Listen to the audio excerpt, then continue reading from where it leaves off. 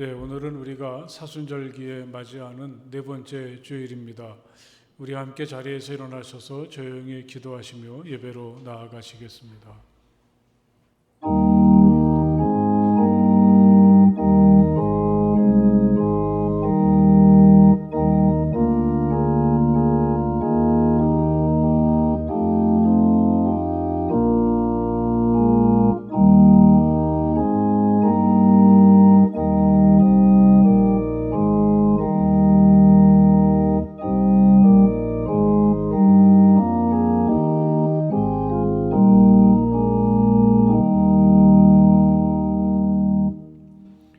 나의 임금님이신 하나님, 내가 주님을 높이며 주님의 이름을 영원토록 송축하렵니다. 내가 날마다 주님을 송축하며 영원토록 주님의 이름을 송축하렵니다. 아멘.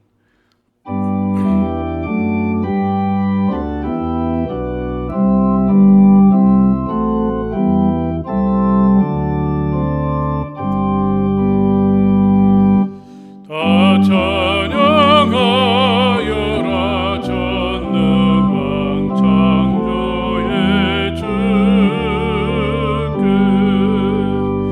내 혼아 주 찬양 평강과 구원의 주님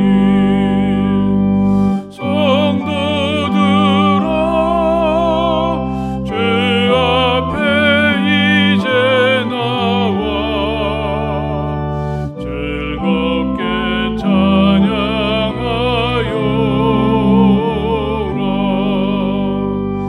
다 찬양하여라. 놀라운 만유의 주께 포근한 날개 밑 늘 품어주시는 주님 성도들아 주님의 뜻 안에서 내 소원 다 이루리라. 다 찬양하여라. 온 몸과 마음을 바쳐 이 세상 만물이 주 앞에 다 나와 찬양. 성도들아 기쁘게 소리 높여 영원히 찬양하여라.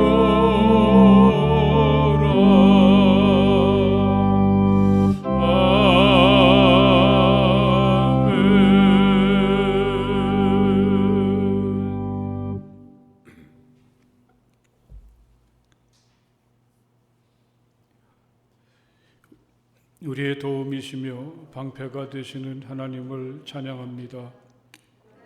한 주간의 삶을 마치고 다시 하나님을 예배하는 우리를 긍휼히 여기시며 하늘의 은혜와 복을 충만히 내려 주옵소서.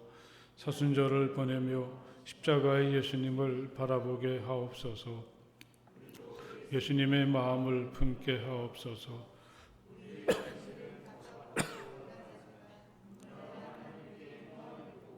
모든 일에 감사하며 즐겁게 살아가게 하옵소서. 우리를 끝없이 사랑하시는 하나님의 사랑을 마음에 품고 따뜻한 가슴으로 이웃을 사랑하며 살게 하옵소서. 예수님 이름으로 기도합니다. 아멘. 이 시간 우리 함께 침묵하시며 마음으로 하나님께 기도하시겠습니다. 하나님, 제가 여기 있습니다. 따뜻한 사랑으로 저를 품어주시고 저의 모든 부끄러움을 용서해 주시며 저의 아픔과 고통과 질병을 치유해 주시기 원합니다. 마음으로 하나님께 기도하시겠습니다.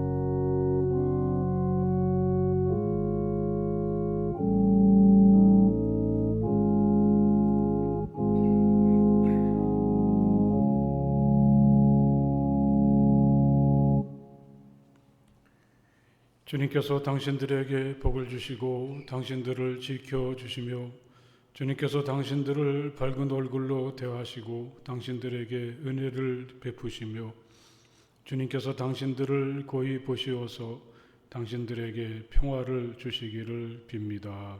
아멘.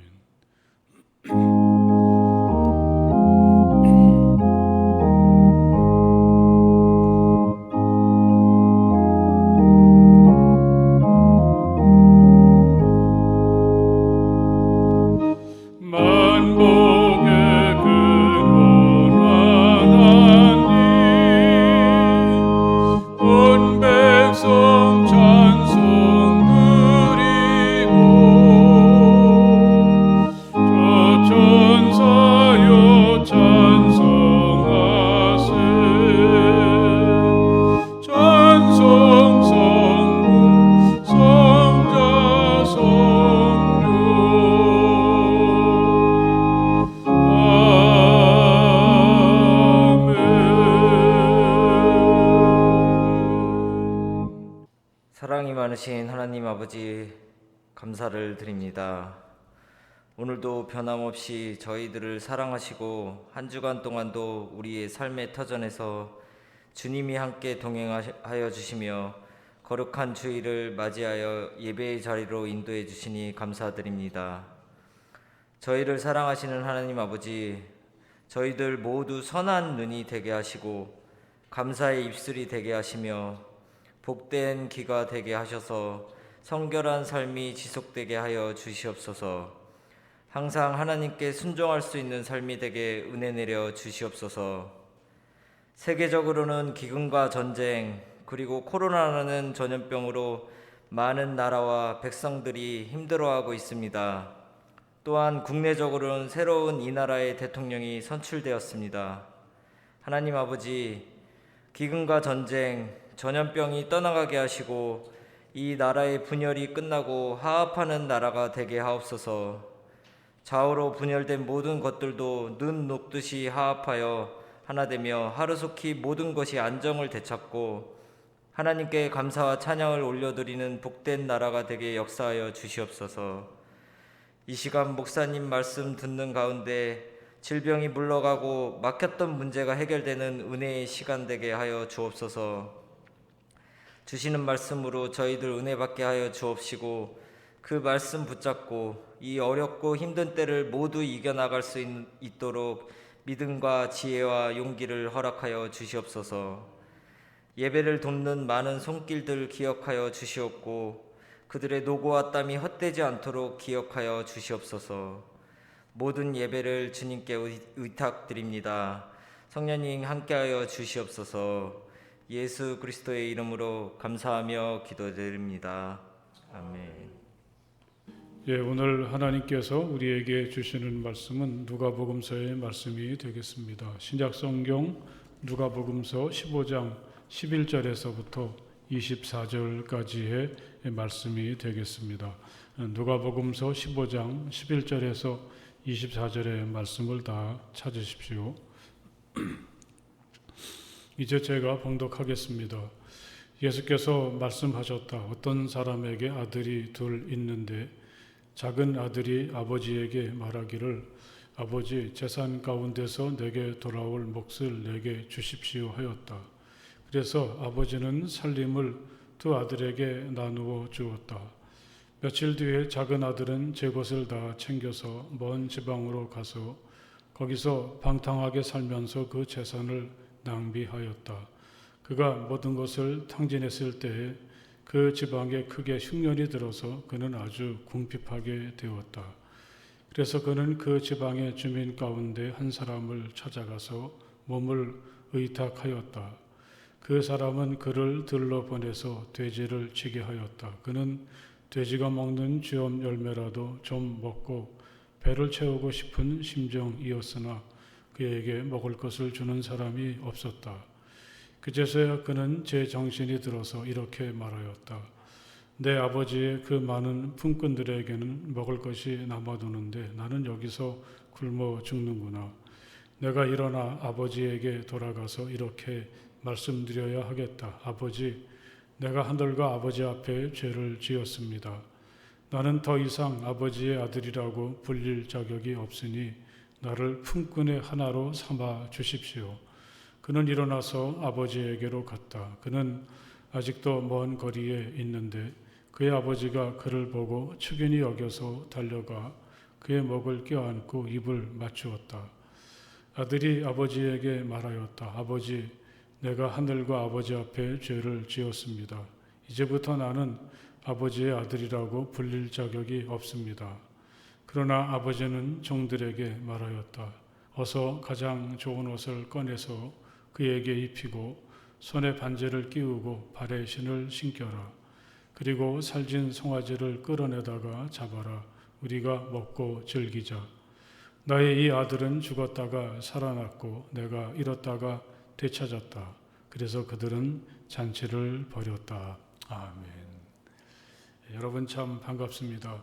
하나님께서 주시는 소중한 평화가 오늘도 이 성전에서 또는 여러분 가정이나 있는 곳에서 하나님을 예배하는 모든 분들에게 임하시기를 간절히 바랍니다. 요즘은 평화라는 단어가 정말 간절합니다. 이 코로나라는 녀석이 우리에게 찾아와서 일으키는 변화는 생각보다 많이 심각하죠. 또 러시아의 우크라이나 침공은 우리에게 평화의 소중함을 다시금 일깨워 주죠. 또 지난 주간에 있었던 가장 충격적인 일은 북한의 ICBM 발사 소식입니다. 우리로서는 이제 최악의 상황이 찾아온 것 같습니다. 어느 한 구석을 살펴보아도 만만치 않습니다. 그래서 우리는 더욱 하나님께서 주시는 평화를 갈망하게 됩니다.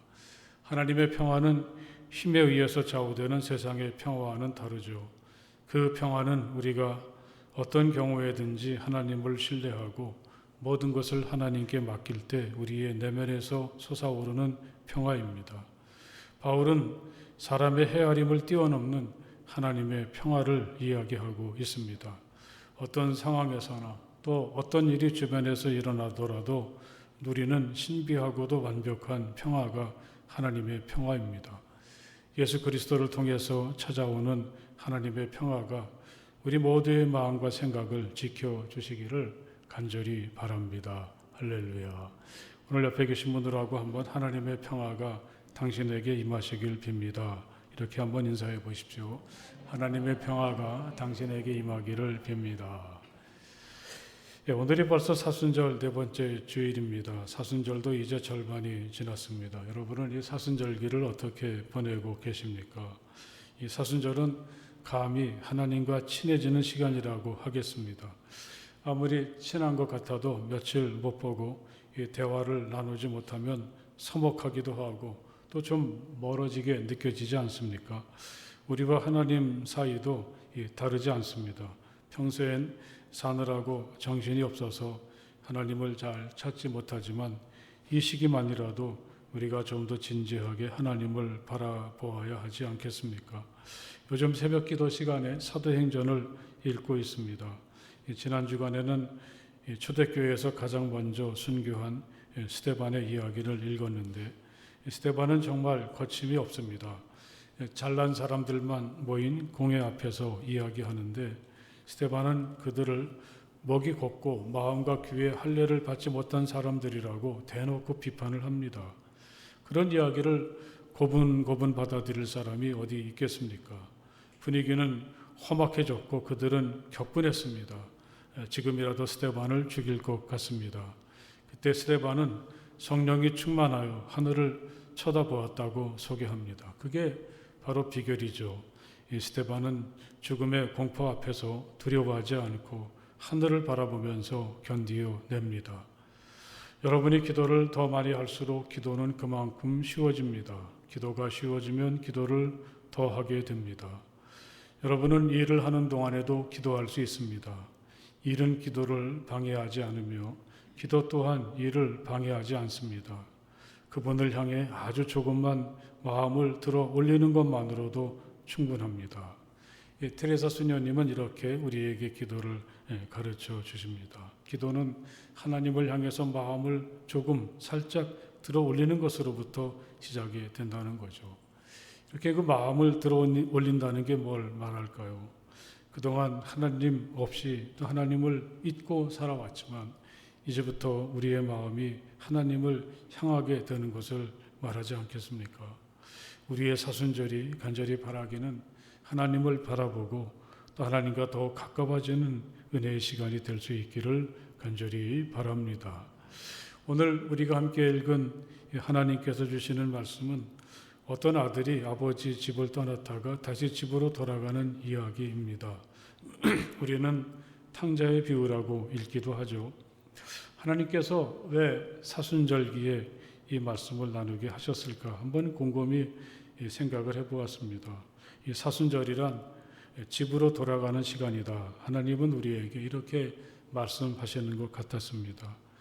그 이유와 어떠하든 세상에 몰두하다 보면 나도 모르는 사이에 하나님으로부터 멀리 떨어지게 되고 또 하나님의 사랑도 모르게 되고 또 하나님의 자녀라는 소중함도 우리는 잊고 살게 되죠.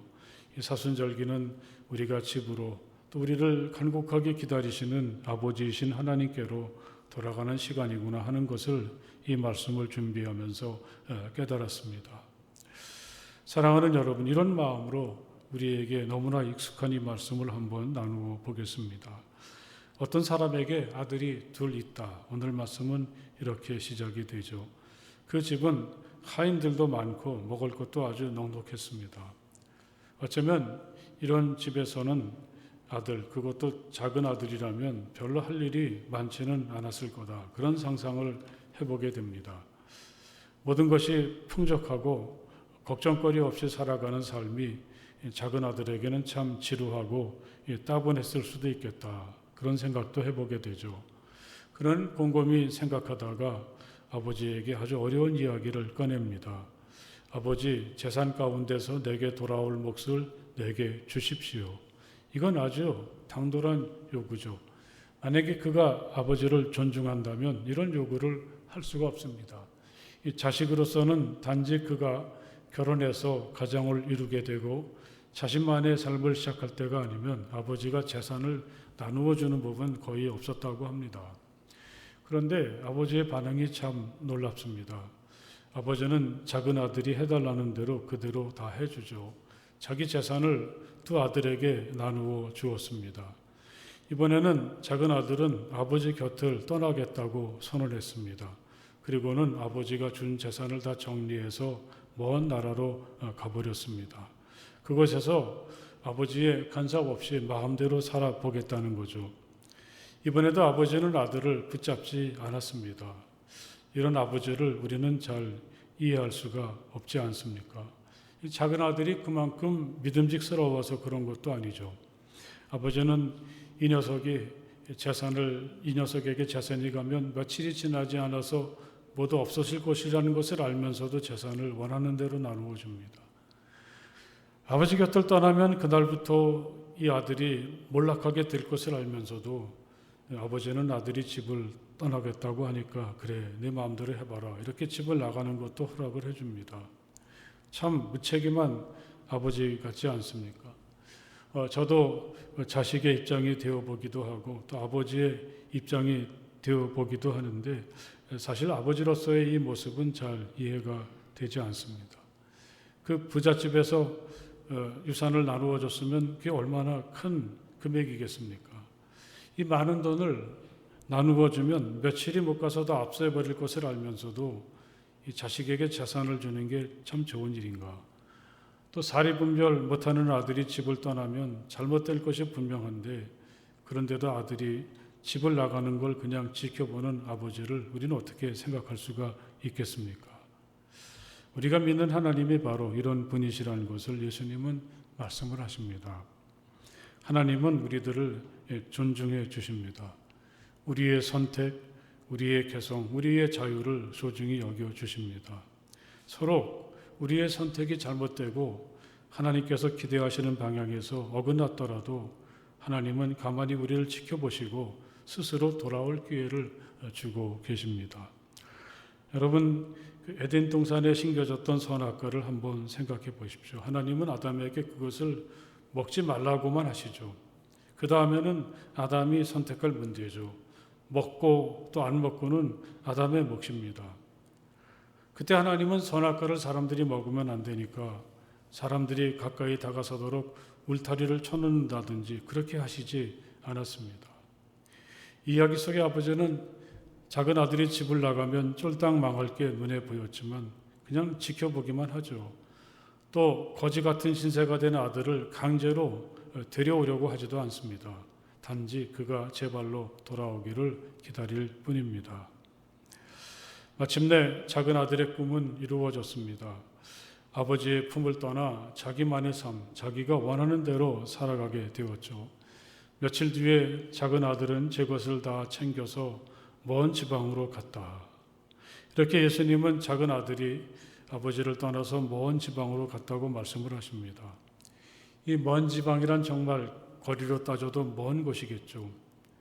그곳에서 이 아들은 아버지의 허락을 받아야 된다든지 또는 형이나 다른 사람들의 시선을 생각할 필요가 없습니다. 자기를 간섭하는 사람도 없었습니다. 모든 걸 자기가 원하는 대로 누구의 방해도 없이 할 수가 있는 것이죠. 또 생각해 보면 이 먼 지방이란 그의 마음을 말하는 것이기도 하죠. 아버지와 한 지붕 밑에 살고 있었지만 이미 그는 그때부터 먼 지방에서 살고 있었던 거죠. 아버지가 자기에게 원하고 기대하는 것이 무엇인지, 또 자기가 어떻게 사는 게 그래도 아버지의 아들처럼 사는 것인지 작은 아들은 도무지 아버지에게는 관심이 없습니다. 어떻게 해서라도 이 집을 빨리 벗어나고 싶을 뿐이었죠. 이렇게 그가 원하는 곳에 가게 되고 그래서 누구의 방해도 받지 않았을 때 그에게 어떤 일이 벌어지게 됩니까?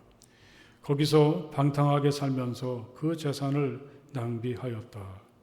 그는 방탕하게 살았고 그러는 동안 자기의 재산을 낭비했다고 이야기하고 있습니다. 어쩌면 이건 당연한 결과일지도 모릅니다. 지금 자기가 누리는 모든 것은 생각해보면 다 아버지에게로부터 온 것이죠. 이것 하나하나에 아버지의 희생과 정성이 다 담겨 있는데 만약에 그 아들이 그걸 생각했더라면 낭비는 할 수도 없고 또 허랑방탕하게 살 수도 없습니다. 자기를 있게 하신 아버지를 조금이라도 생각하면 말이죠. 그렇기 때문에 이 작은 아들의 이 부끄러운 모습은 우리에게도 소중한 교훈이 됩니다. 혹시 우리는 하나님께서 우리에게 믿고 맡겨주신 물질이나 시간을 지금 낭비하고 있지는 않습니까? 무슨 말씀이세요? 나처럼 검소하게 아끼며 사는 사람은 없을 겁니다. 이렇게 여러분들이 반응하실 수도 있겠죠. 우리는 우리가 누리는 시간, 또 내게 주어진 것들을 하나님께서 내게 믿고 맡기신 것이다. 그러니 나는 돈이 많건 그렇지 않건 또 내게 시간이 많건 그렇지 않건 난 나에게 주어진 것들을 내 마음대로 할 수가 없어. 하나님께서 주신 것이니 하나님을 생각하면서 하나님께서 원하시는 대로 살아야 되겠다. 이런 마음이 있어야 된다는 사실을 우리 예수님은 여기서 말씀을 하십니다. 이렇게 그가 아버지의 것을 낭비하고 빈 털터리가 되었을 때 흉년까지 찾아왔습니다. 이제껏 그는 돈을 가지고 친구도 사귀고 사람을 관계했으니 돈이 떨어지고 흉년이 드니까 누구도 그를 돌아보려고 하지 않았습니다. 할 수 없이 그는 돼지를 치면서 목숨을 부지하게 되었습니다. 너무 배가 고프니까 이 돼지들이나 먹는 쥐업 열매도 먹고 싶을 정도입니다. 어떻게 여기까지 오게 되었는지 이러자고 집을 떠난 건 아니지 않습니까? 이 이야기 속의 돼지는 이스라엘 사람들은 부정한 짐승이라고 생각해서 고기도 먹지 않는 그런 짐승이죠. 그는 더 이상 내려갈 수 없는 가장 밑바닥까지 전락하는 신세가 되고 말았습니다. 이게 바로 아버지의 곁을 떠나서 먼 나라로 가서 아버지 없이 내 마음대로 살아보려고 했던 그의 여정의 결말입니다. 맞아, 집 떠나면 고생이야. 뭐 그런 생각을 여기서 우리가 할 수가 있을까요? 이 하나님을 떠난 인생의 결말이 이렇다는 것을 예수님은 말씀하고 계십니다. 내가 아버지의 곁을 떠나면 또 하나님의 시선을 좀 돌릴 수 있다면 이 하나님 없이 세상을 산다는 게 참 자유롭고 모든 것을 다 내 멋대로 할 수 있어서 좋은 것 같은데 결국은 그게 인생을 낭비하는 일이 되고 또 내가 사람인지 돼지인지 그것도 잘 구분할 수 없을 만큼 비참한 나락으로 떨어지는 일이라고 예수님은 우리에게 말씀을 하고 계십니다. 어쩌면 우리는 이 이야기 속에 나오는 작은 아들처럼 아버지에게 물려받을 몫도 별로 없는 것 같고 또 아버지 마음에 상처를 주면서까지 먼 나라로 가서 살려는 용기가 없을지 모르지만 어쩌면 우리가 살아가는 모습이 이 작은 아들과 별반 다르지 않다는 것을 깨닫게 됩니다. 하나님 없이 하나님 앞에 지난 세기를 살았던 한 신학자는 우리 현대인들이 하나님을 믿는 모습을 이렇게 표현한 적이 있습니다. 하나님을 열심히 믿는 것 같은데 실상은 그렇지 못하다는 것입니다. 무엇인가 다급하게 필요한 게 있을 땐 열심히 하나님을 찾지만 대부분의 시간을 우리는 하나님을 떠나서 먼 나라에서 살아가고 있다는 것이죠. 내가 누리는 시간 또 내게 주어진 것들이 하나님께로부터 맞은 것이라고 하는 것, 하나님께서 믿고 내게 맡겨주신 것이라는 생각도 없이 살다 보면 어느덧 우리는 삶을 낭비하게 됩니다. 또한 하나님께서 허락하신 소중한 가치를 다 잃어버린 채 이 작은 아들과 같은 비참한 몰골로 오늘을 살고 있구나 하는 사실을 깨닫게 됩니다. 그제서야 그런 정신이 들었다.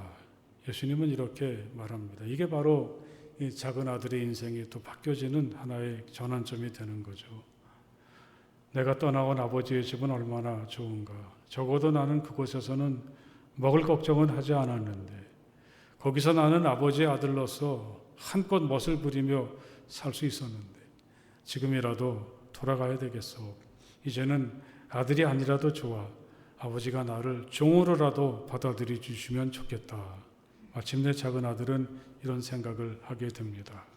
그리고 집을 향해서 길을 떠나죠. 그런 길 위에서 아버지에게 드릴 말씀을 계속 연습하면서 걸었겠죠. 아버지, 내가 하나님과 아버지에게 죄를 지었습니다. 나는 더 이상 아버지의 아들이 될 수 없으니 나를 품꾼의 한 사람으로 받아주시면 좋겠습니다. 아버지, 저는 더 이상 갈 곳이 없습니다. 마치 배우가 대사를 연습하듯이 계속 이렇게 중얼거리면서 아버지가 이래도 나를 받아주지 않으시면 어떻게 하나 걱정하면서 그는 집으로 돌아갑니다. 이 대목을 읽을 때 그래도 우리에게 돌아갈 집이 있다는 것은 얼마나 다행스러운 일인지를 다시 깨닫게 되었습니다.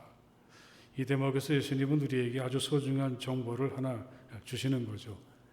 이 삶이 거듭될수록 우리는 나름대로 열심히 살기는 하지만 이게 아니라는 것을 누구나 다 깨닫게 됩니다. 그러면서도 우리는 현실에서 벗어나서 새롭게 시작할 수가 없습니다. 마치 작은 아들처럼 우리는 꿈도 잃어버리고 활기도 없이 무의미한 시간을 보내면서 살 뿐이죠. 도대체 어디서부터 잘못되었는지 또 어디서부터 다시 시작해야 할지 막연하고도 답답하기만 합니다. 그런데 예수님은 우리가 가야 될 곳, 내가 돌아가서 다시 시작할 수 있는 집이 우리 모두에게 있다고 예수님은 말씀을 하시죠. 오래전에 미국에서 사역을 하던 친구가 자기 교회에서 그 발행하는 주보를 열심히 몇 주씩 모아가지고 보내준 적이 있는데 저는 참 그 주보를 흥미있게 보았었습니다. 어떤 그 주보가 지금도 생각이 나는데 그 교회를 섬기던 젊은 전도사가 목사가 되어서 새로운 교회로 가게 되었는데 그날 주보에는 그런 글이 있었습니다. 목사님, 그곳에서 힘들고 일이 뜻대로 되지 않을 때, 더 이상 갈 곳이 없을 때 쓸데없이 방황하지 마시고 언제든지 우리에게 돌아오십시오. 그리고 여기서부터 다시 시작하십시오. 우리는 당신을 향해서 문을 활짝 열어놓고 있습니다. 이 글을 읽을 때 가슴이 뭉클해졌습니다. 여러분, 이 사순절이라는 시간은 우리가 집으로 돌아가는 시간이 되어야 한다고 주님은 말씀을 하시죠. 우리는 탕자는 아닌 것 같지만 어느덧 먼 나라까지 흘러가 버린 사람이 되고 말았습니다. 주어진 현실에서 살아남으려고 하다 보니까 이렇게 되었죠. 세상을 차지하느라고 애쓰다 보니까 하나님은 잃어버린 모습이 되고 말았습니다. 이 하나님 없는 삶이 처음에는 참 좋은 것 같아도 엉망일 수밖에 없습니다. 마치 작은 아들처럼 하나님께서 우리에게 주신 소중한 가치나 자존감을 우리는 다 잃어버리고 말았습니다. 그렇지만 우리에게도 돌아갈 것이 있습니다. 집으로 가는 여정, 다시 말하면 아버지에게로, 우리 하나님께로 돌아가는 여정이기도 하죠. 하나님 없이 살던 내가 다시 하나님께로 돌아가는 것입니다. 예수님은 우리가 더 이상 망가지지 말고 다시 하나님께로 돌아가야 한다고 말씀을 하십니다. 마침내 그는 발걸음을 집으로 옮기기 시작했습니다. 가면서 얼마나 조마조마하고 걱정이 많겠습니까? 아버지가 나를 쫓아내면 어떻게 하지? 그런데 그는 아버지에게서 도무지 생각하지 못했던 환대를 받게 되지 않습니까?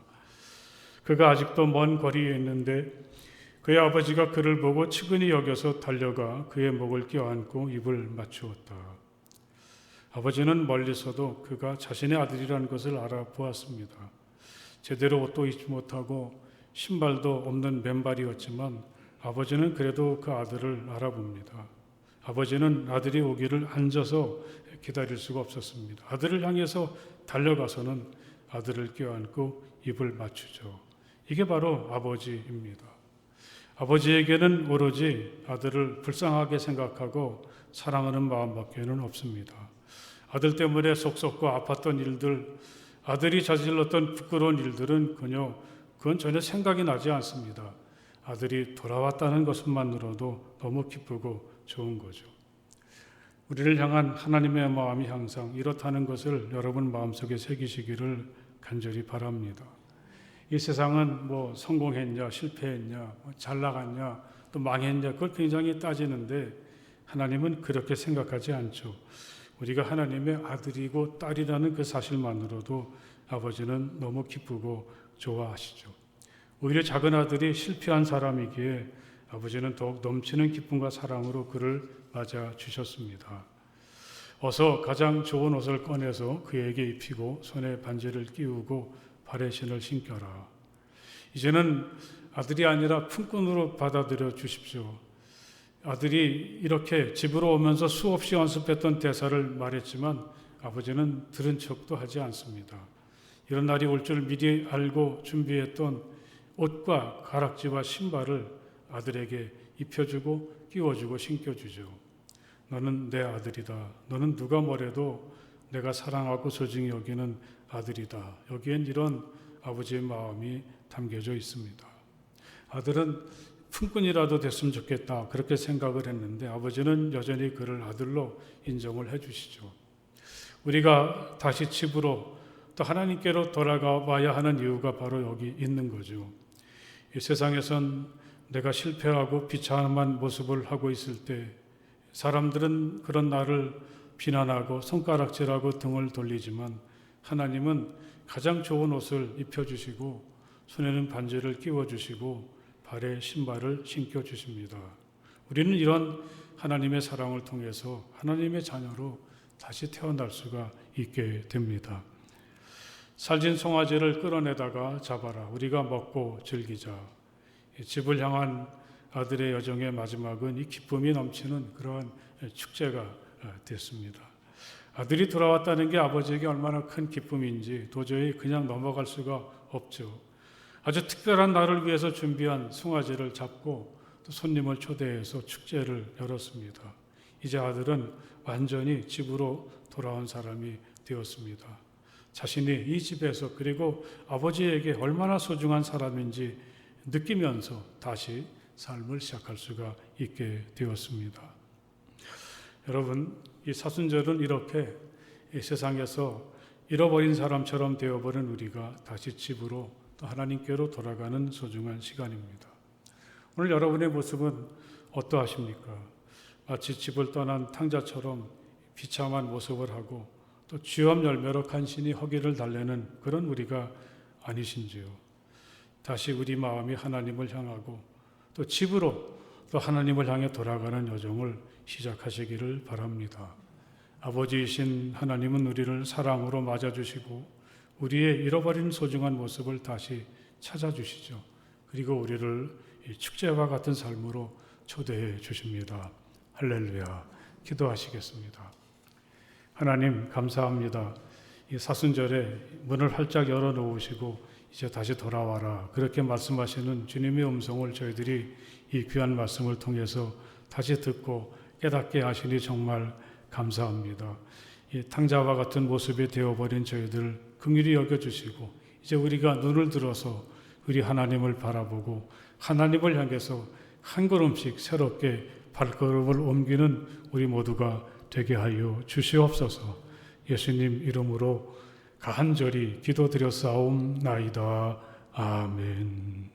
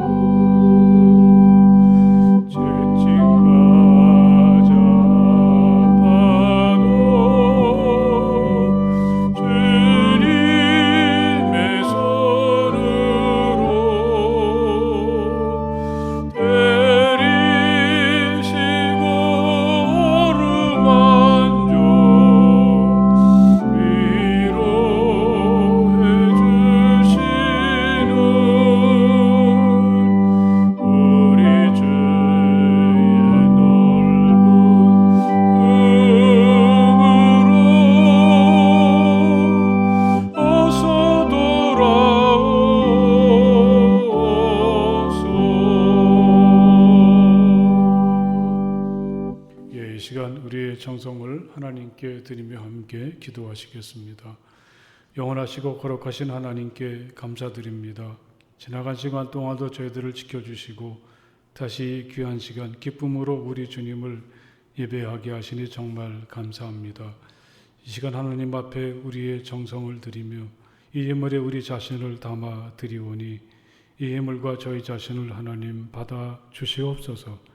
이 예물이 하나님의 뜻을 이루는 귀한 일에 잘 사용되게 하시고 하나님 앞에 다시 한번 자신을 드리는 이들을 온전히 받아주시고 사랑으로 품어주시며 저희들에게 복내려 주시옵소서. 사람들의 헤아림을 뛰어넘는 놀라운 평화 가운데 거하게 하시고 늘 기쁘고 떳떳한 하루하루의 삶이 될 수 있도록 복내려 주시기 원합니다. 애쓰고 수고할 때마다 늘 좋은 열매 거두게 하시고 바라고 원하는 소원들이 이루어질 수 있게 하시며 우리 가정을 언제나 밝은 얼굴로 비추어 주시옵소서. 작은 천국을 이루게 하시고 우리에게 허락하신 자녀들이 믿음 안에서 하나님의 축복과 사랑 안에서 존귀한 인생의 길을 걸어갈 수 있도록 복내려 주시기 원합니다. 아프고 지치고 병들어 있고 힘들어하는 모든 성도들을 사랑으로 붙잡아 주시고 위로하여 주시며 치유하여 주실 줄 믿습니다. 멀리 흩어져 있는 우리의 가족들도 있습니다. 어디에 있든지 항상 사랑으로 돌보아 주시옵소서. 우리 주님 예수 그리스도의 이름으로 간절히 축복하며 기도드렸사옵나이다. 아멘. 할렐루야. 여러분 참 반갑습니다. 하나님의 사랑과 축복이 충만하시기 바랍니다. 우리 옆에 계신 분들하고 사랑하고 축복합니다. 함께 인사 한번 나눠보십시오. 사랑하고 축복합니다. 광고 말씀 잠깐 드리겠습니다. 벌써 이제 사순절 네 번째 주일 절반을 넘어서 이제 후반부로 가고 있는데 시간이 얼마 남지 않았습니다. 이 소중한 시간에 더욱 기도하시고 또 하나님께로 돌아오는 기쁨을 좀 누리셨으면 좋겠습니다. 4월 첫 주간, 그러니까 이제 부활절을 앞둔 2주간은 우리가 그 사순절 기도회를 영상을 통해서 또 같은 말씀을 가지고 매일 6시 교회에서 기도회를 하려고 하니까 여러분들이 그때는 또 열린 마음을 가지고 함께 다 참석을 해주셨으면 좋겠습니다. 이 다른 광고는 여러분 주보를 잘 보시면 되겠습니다. 이제 우리 함께 자리에서 일어나셔서 주기도문 찬송 함께 찬송을 부르시겠습니다.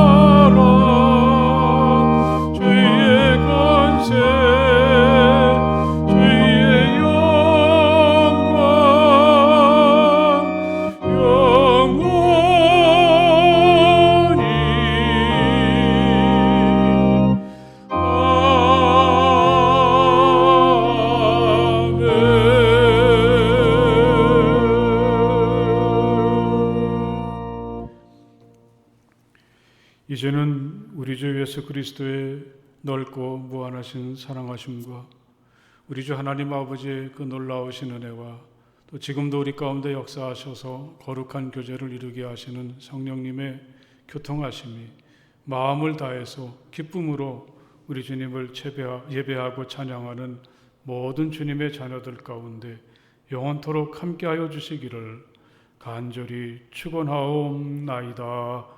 아멘.